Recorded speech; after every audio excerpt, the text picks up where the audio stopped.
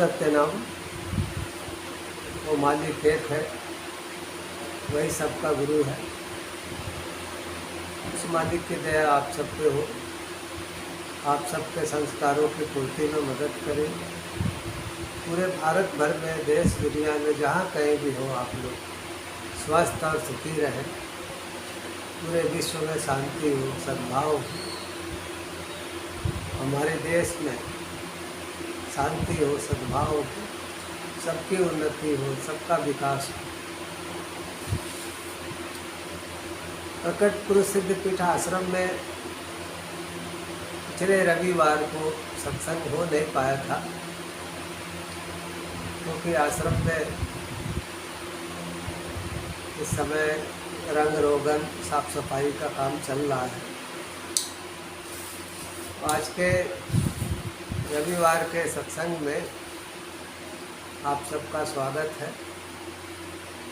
आज रविवार 28 सितंबर 2025 है। आज के सत्संग में गुरु महाराज कबीर साहब के एक भजन पे चर्चा करेंगे।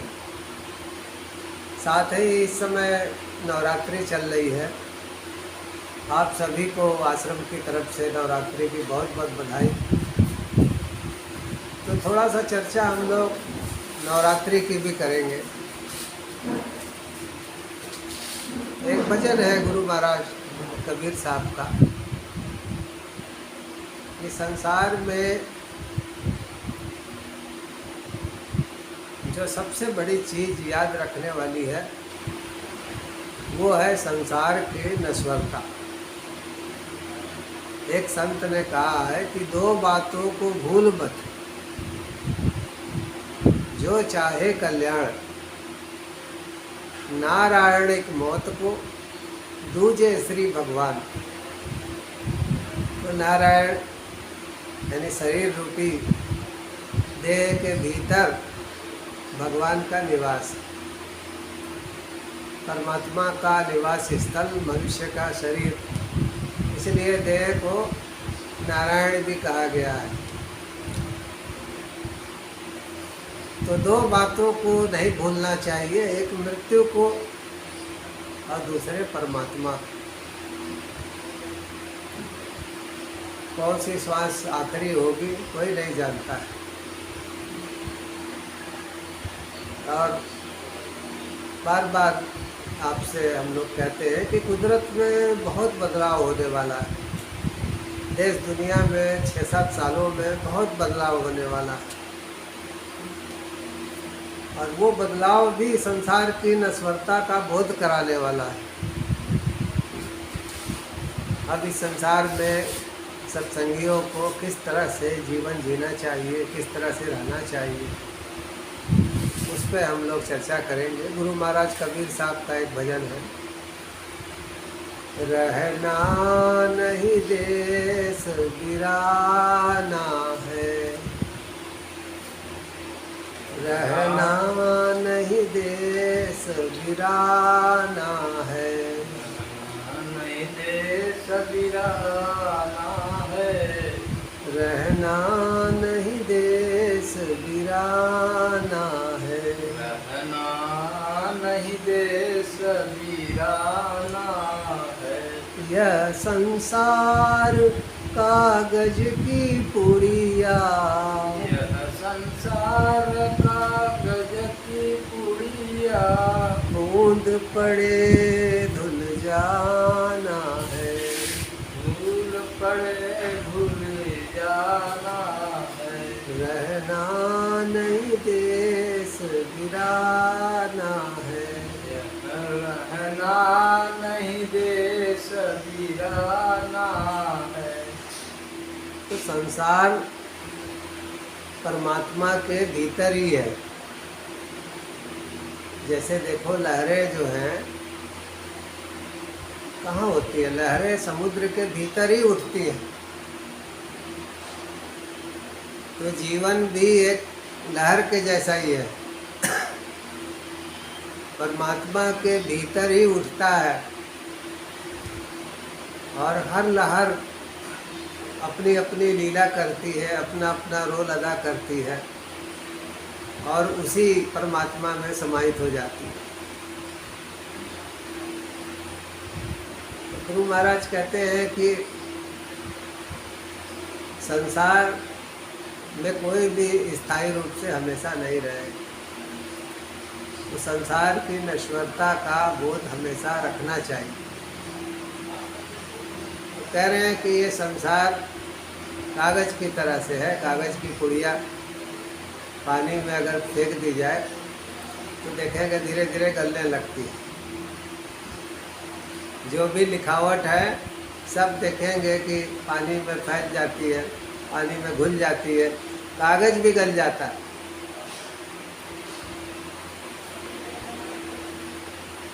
तो कुदरत की नज़र में जो कुछ भी मनुष्य संसार में करता है,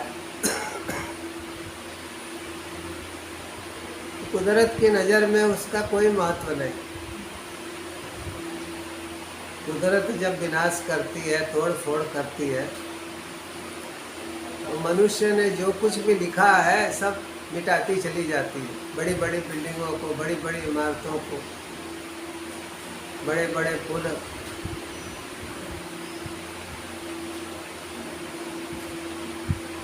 तो कुदरत जब विनाश पे तुल जाती है तो वो ये नहीं देखती है कि कौन सी चीज़ मनुष्य ने कितने श्रम से बनाई है, संसार के लिए कितना उपयोगी है। नहीं, वो अपना काम करती है। अब कुदरत को आप कोई सज़ा भी नहीं दे सकते। भूकंप आ जाए, बाढ़ आ जाए, सूखा पड़ जाए, तो आप क्या कुदरत को सज़ा देंगे? अगर बहुत बड़ी जन हानि हो जाए, बहुत बड़ी धन हानि हो जाए, तो भी आप कुदरत को तो क्या सज़ा दे सकते हैं? कोई सज़ा नहीं दे सकते।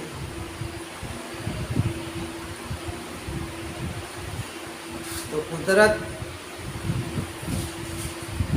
जीवों को सज़ा देती है, लेकिन जीव की एक लिमिटेड पावर है, तो कुदरत को क्या सज़ा देगी?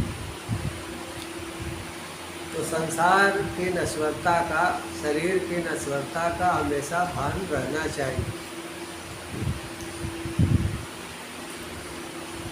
यह संसार कांटों की बाड़ी, यह संसार कांटों की बाड़ी, उलझ पुलझ मर जाना है, उलझ पुलझ मरी जाना है। यह संसार कांटों की बाड़ी, यह संसार कांटों की बाड़ी, उलझ पुलझ मर जाना है, उलझ पुलझ मरी जाना है। रहना नहीं देश गिराना है, रहना नहीं देश वीराना है, रहना नहीं देश गिराना है। रहना नहीं देश वीराना है। कह रहे हैं कि जैसे मकड़ी जाला बुनती है और अंत में उसी में उलझ पुलझ के ख़त्म हो जाती है, ऐसे ही ये घर मकान जो कुछ भी इंसान बनाता है, एक कांटों की बाड़ी तैयार करता है और उसी में ही उलझ पुलझ करके अपना शरीर छोड़ देता है।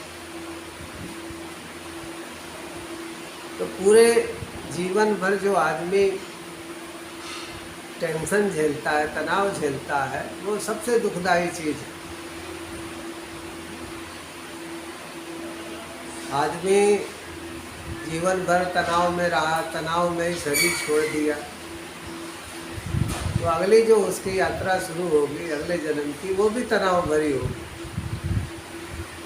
इसीलिए आनंद में जीवन बिताना है और आनंद में ही शरीर छोड़ना है।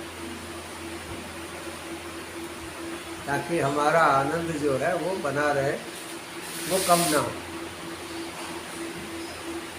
आगे कहते हैं, यह संसार झाड़ और झांखर, यह संसार झाड़ और झांखर, आग लगे बर जाना है। आग लगे बरी जाना है। यह संसार झाड़ और झांखर, यह संसार झाड़ और झंखार, आग लगे बरी जाना है। आग लगे बरी जाना है। रहना नहीं देश बिराना है। रहना नहीं देश वीराना है। रहना नहीं देश बिराना है। रहना नहीं देश वीराना है। तो गुरु महाराज कहते हैं कि जैसे झाड़ियाँ है, टहनियाँ है, घास फूस है, वो जरा सा आग का संसर्ग पा ले तो धू धू करके जलने लगती। दुनिया कई देशों में जो नेता गलत ढंग की राजनीति करते हैं, वो युवाओं को भड़का करके कितना देश का नुकसान कर रहे हैं, कितनी हिंसा जो है फैला रहे हैं।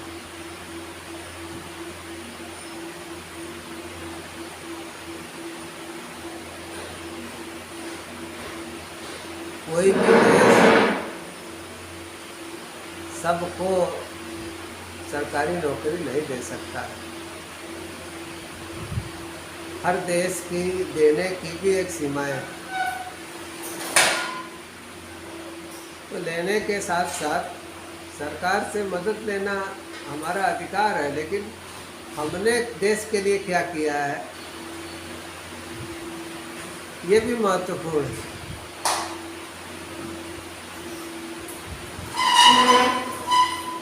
तो जो भी लोग हमारे देश में भी युवाओं को भड़काने की कोशिश कर रहे हैं,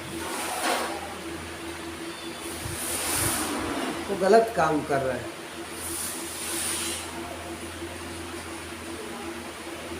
युवाओं को सरकार पे भरोसा रखना चाहिए।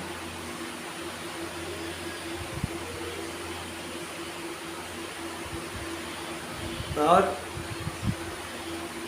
इंतजार करना चाहिए।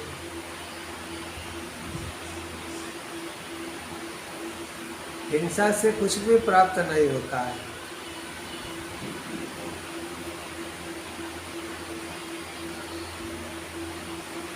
जो लोग हिंसा में दुनिया से चले जाते हैं उनके लिए तो दुनिया ही खत्म हो जाती है। जो जिंदा रहते हैं उनके लिए दुनिया रहती है। तो संसार भी तभी तक है जब तक कि आप जीवित। इसीलिए नौजवानों को हिंसा से दूर रहना चाहिए और कोई भी जो भड़काने वाले नेता हैं उनके बहकावे में नहीं आना चाहिए।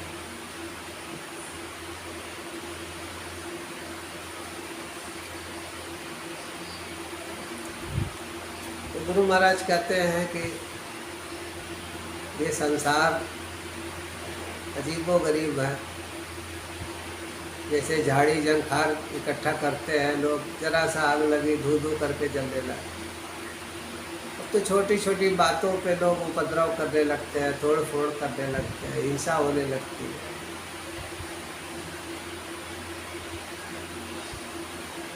और ये सब नहीं होना चाहिए, क्योंकि देश में एक संविधान है, न्यायपालिका है, कार्यपालिका है, सरकार है। उस पर लोगों को विश्वास रखना चाहिए, यकीन रखना चाहिए।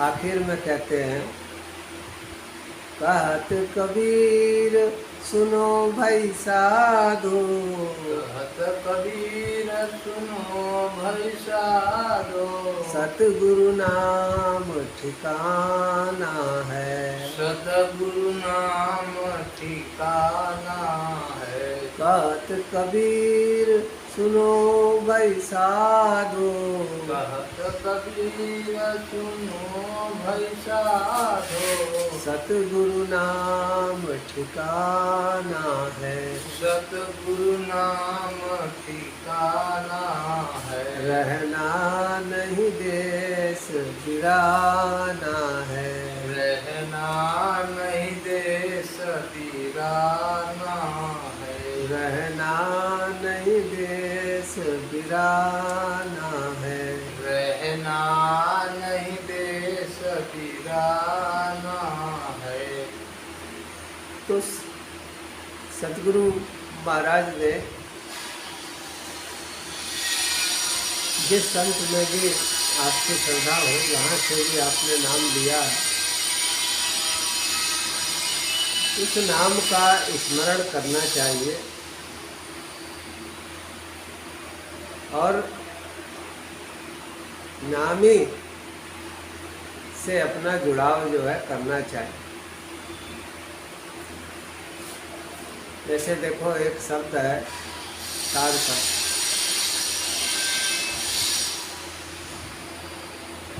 तो सार शब्द क्या है? जहाँ से सारे शब्द निकलते हैं, जो सारे शब्दों का उद्गम स्थल है। तो नेत्र मूंद करके जब हम भीतरी गगन में जाते हैं,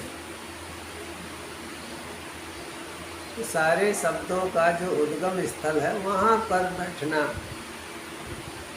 वहाँ पे ध्यानस्थ होना, समाधिस्थ होना, ये सार शब्द।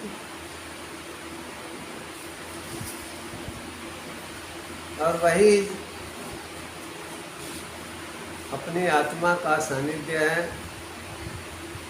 और वही जो है परमात्मा का सानिध्य है। परमात्मा के भीतर ही सब कुछ है, लेकिन अव्यक्त रूप में। और तपस्या की जाती है, साधना की जाती है व्यक्त करने के लिए, व्यक्त होने के लिए।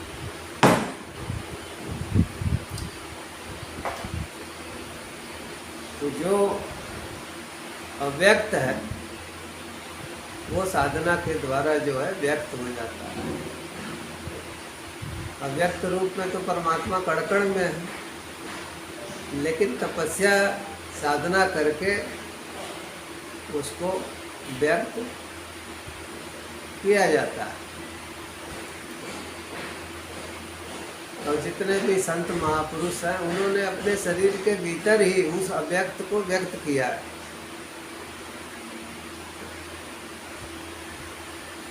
इस समय नवरात्रि चल रही है, शारदीय नवरात्रि, थोड़ी सी उसकी भी चर्चा कर लेंगे। बहुत से लोग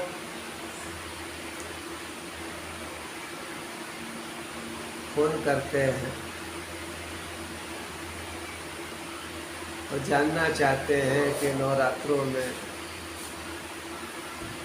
हमें क्या करना चाहिए। देखो, मनुष्य हमेशा माइक कामों में बिजी रहता है, घर परिवार संसार माया मोह। तो नवरात्रों में कोशिश किया जाता है कि आत्म जागरण किया जाए, अपनी आत्मा के साथ कुछ समय बिताया जाए।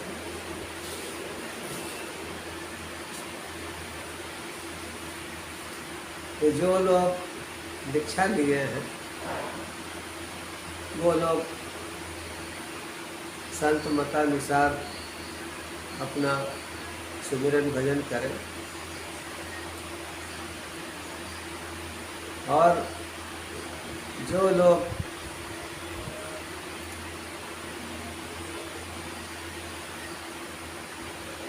नवारण मंत्र का जाप करते हैं।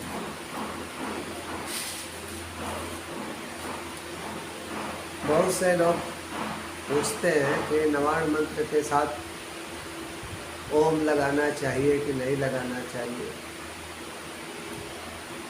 उच्चारण कैसे करना चाहिए।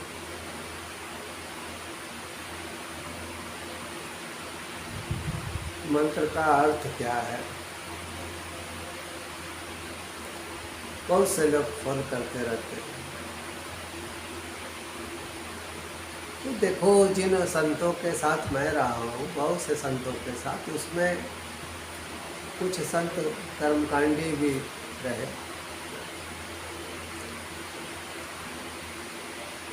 तो बहुत से लोग उच्चारण करते हैं ओम ऐं ह्रीं क्लीं चामुंडाय विच्चे, यानी लास्ट में आधा ग का उच्चारण करते हैं।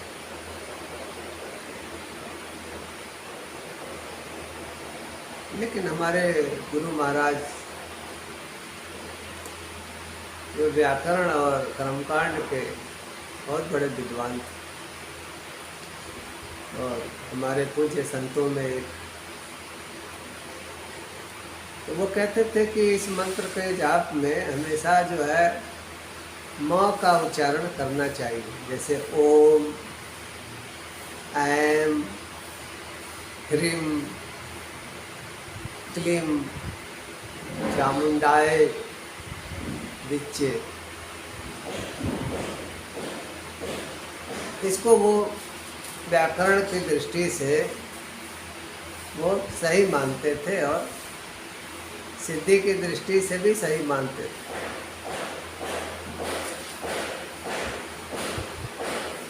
और देखो, मंत्र का अर्थ भी जानना चाहिए।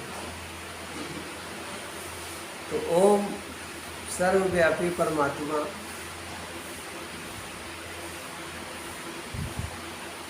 ऐं का आशय देवी सरस्वती के लिए लगाया जाता है।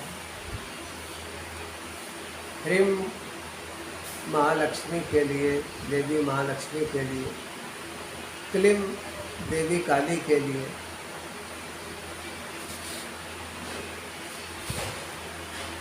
चामुंडा, चंड मुंड से भरी ये दुनिया,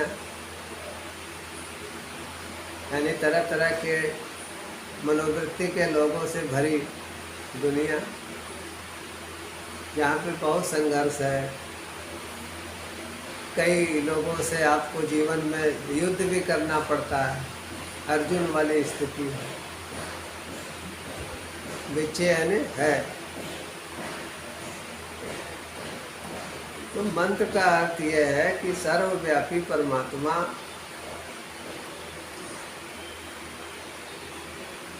देवी सरस्वती, देवी महालक्ष्मी, देवी महाकाली के रूप में इस चंडमुंड से भरे संसार में हमारी मदद करे, हमारी समस्याओं को दूर करे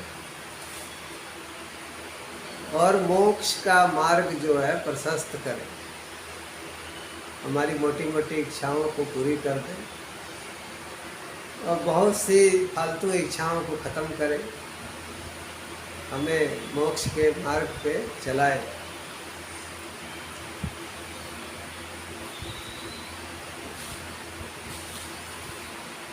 और देखो, इस मंत्र का दूसरा अर्थ भी गुरु महाराज बताते थे। ओम सर्वव्यापी परमात्मा,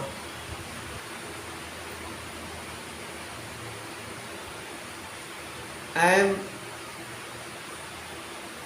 इसकी सतोगुणी धारा, सतोगुणी शक्तियाँ। ह्रीं परमात्मा की रजोगुणी शक्तियाँ।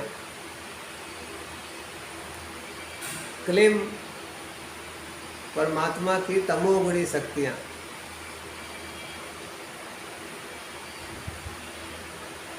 चामुंडा ये संसार, बेचैनी है।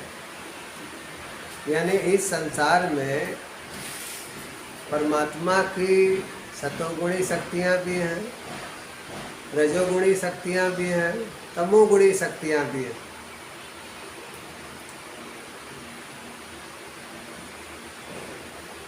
तो हमें सतोगुणी शक्तियों में वृद्धि करना है, ताकि हमारे भीतर रजोगुण कम हो, तमोगुण कम हो।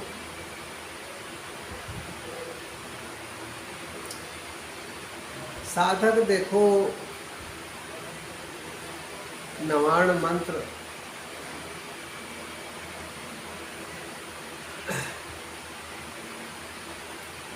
और ओम लगाने पे 10 अक्षर का मंत्र हो जाता है, वो 10 वर्ण का। तो कोई इसका उपयोग सतोगुणी शक्तियों के लिए करता है, पाने के लिए, उसकी वृद्धि करने के लिए। कोई रजोगुणी अपने लिए कामनाएं हैं, और कोई तमोगुणी शक्तियों के लिए भी प्रयोग करता है।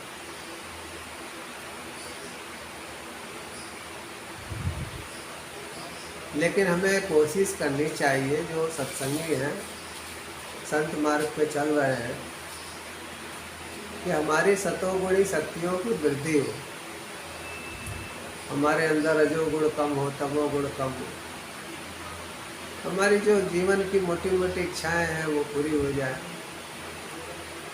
और जो इच्छाएं महत्वहीन हैं उनका जो है मिट जाए, हमारा विवेक जागृत हो जाए, हमारे अंदर वैराग्य आ जाए। विवेक, सत्य क्या है, असत्य क्या है, इसे जब हम समझने लगते हैं, अमल करने लगते हैं, वो विवेक। और वैराग्य है कि सब कुछ होते हुए भी कोई अहंकार नहीं, सब कुछ परमात्मा का है, ये दृढ़ भाव, वही वैराग्य।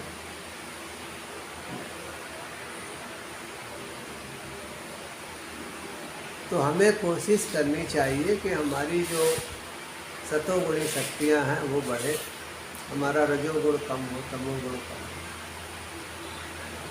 एक अच्छे इंसान बने हम, परिवार के लिए, समाज के लिए, देश के लिए, दुनिया के लिए। और जो कुछ भी हो सके हम अपने परिवार के साथ साथ समाज, देश, दुनिया का भी भला करें। आज इतना ही। अनामी पुरुष दयाल की दया, अनामी पुरुष सदा साहब, उस परमात्मा की दया आप सब पे हो, आप सबके संस्कारों की पूर्ति में मदद करें।